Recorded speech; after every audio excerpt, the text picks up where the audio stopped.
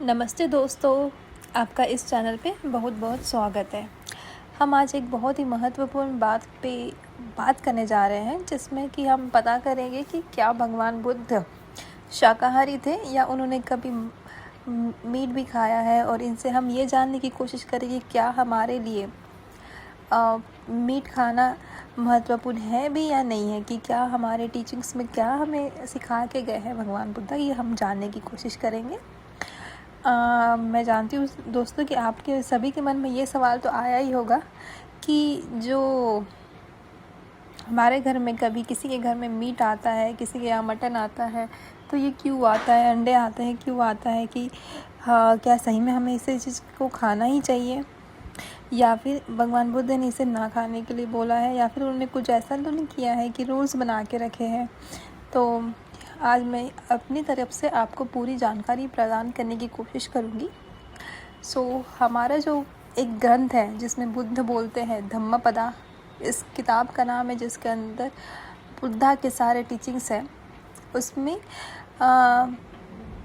हमें directly veg या non veg की बात तो नहीं आई है, लेकिन भगवान बुद्ध ने उनके हिसाब से खाने की ज़रूर बात कही है। खाने में वो हमें कहते हैं कि हमारा जो खाने जाने का जो खाना है वो इस प्रकार से होना चाहिए कि उससे बनाने वक्त किसी और को पेन नहीं होना चाहिए, या फिर किसी और को दर्द नहीं होना चाहिए। सिर्फ ये जो चीज़ होती है ये सिर्फ प्रेम से ही बननी चाहिए, जो खाना हम खाते हैं।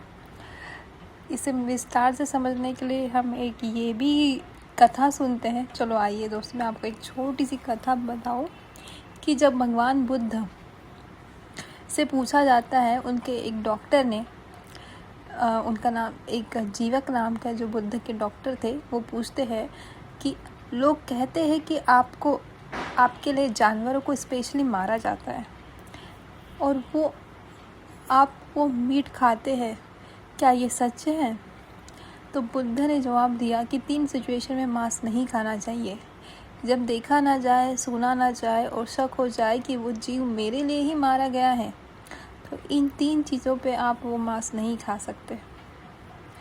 मतलब बुद्ध का फोकस सिर्फ खाने पे नहीं है, लेकिन उसके पीछे जो चल रहा है इंटेंशंस और उसमें जो कर्मा हुआ है, इसके ऊपर भी उन्होंने एक विस्तार से सोच के आपको ये बताया है कि आप जब कोई भी खाना खाए तो उसके पीछे किसी की हत्या नहीं होनी चाहिए। अगर आप ऐसा सोचते, कहीं आपको दिखता है या फिर कहीं सुनते हो कि वो आपके लिए उस पशु ने अपनी जान दे के आपका पेट भरने की कोशिश की, तो आप उस खाने को ना खाइए। तो यही मेरा आज का ज्ञान था। होप आपको मेरा ये ज्ञान पसंद आया हो, और इसी तरीके से बुद्धा के ज्ञान को प्राप्त करने के लिए आप मेरा इस चैनल को लाइक कर दीजिए, सब्सक्राइब कर दीजिए और कमेंट करना ना भूलिए।